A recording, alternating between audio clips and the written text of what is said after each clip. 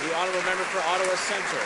Mr. Speaker, the recent conflict in Gaza took a tragic toll on civilians, especially on children. Yesterday, the Canadian Medical Association Journal published an editorial in support of Dr. Abilash's initiative to bring injured Palestinian children to Canada for treatment. Health professionals are willing and able to help. Canadians want to help. Will the Minister of Immigration do the right thing and then immediately grant visas for these children and their caregivers? The Honourable Permanent Secretary to the Minister of International Development. Well, Mr. Speaker, we applaud the humanitarian instincts of those who want to assist victims of Hamas. We recognize the importance of ensuring innocent victims receive the medical support they need close to their families and their loved ones. And that includes avoiding the medical risks and dangers of being transported overseas. Our government is exploring options with international partners and stakeholders on how best to deploy Canadian medical expertise, financing and material to support victims of Hamas and create sustainable medical solutions in the region. Mr. Speaker, we will continue to work with our allies on that. Monsieur le Président, ce dont on a besoin au Moyen-Orient, c'est d'une approche équilibrée qui met l'emphase sur la protection des civils. Puis ça, seulement le leader de l'opposition officielle offre ça, et c'est pour ça que les conservateurs racontent n'importe quoi plutôt que de répondre aux questions.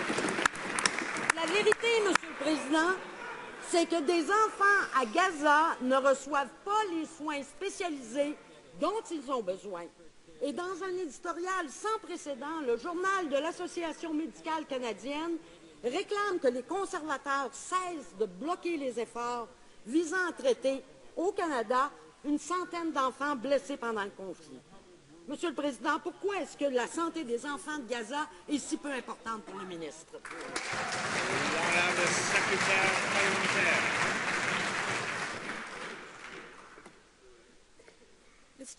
Mr. Speaker, as I said earlier, we are exploring ways in which we can deploy Canadian medical expertise over to Gaza because we want to eliminate the risk of these little ones who have been injured by Hamas, of the situation of overseas travel. We know that they need their parents and their loved ones close to them during these very difficult times.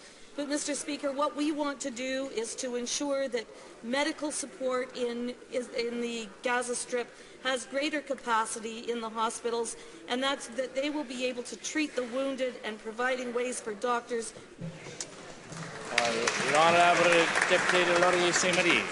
Merci, Monsieur le Président. Monsieur le Président, en raison du manque du leadership du ministre de l'Immigration, le Canada est en train de manquer, encore une fois, l'occasion de faire œuvre utile sur la scène internationale.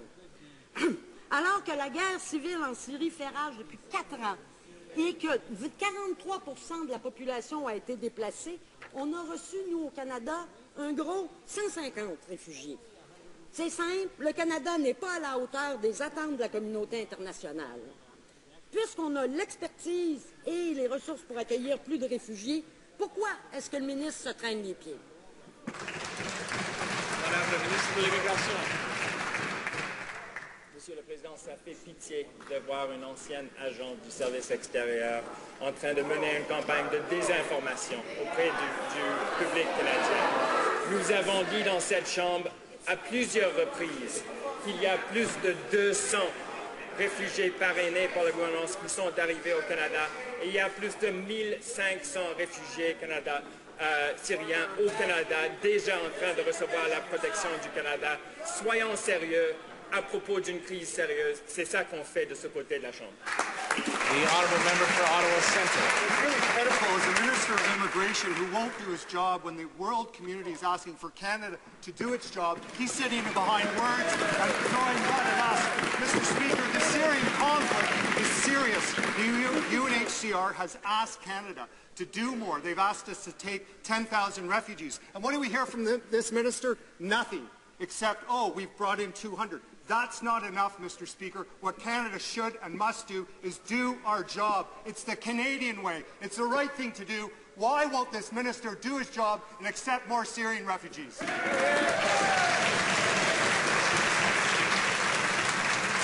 Honourable Minister of Immigration. Mr. Speaker, we've not only done our job in Syria, 1,500 refugees and growing. We've not only done our job in Iraq, 18,000 plus refugees, more than any other country in the world. We've not only done our job as a donor to Syria, over $600 million of support in all fields to meet the needs of people affected by that crisis. We've also done our job, Mr. Speaker, on the security front. This is a Prime Minister, this is a government that will revoke citizenship of dual nationals who commit terrorist acts, that will revoke the passports of those who go there. Why won't the NDP support us on these simple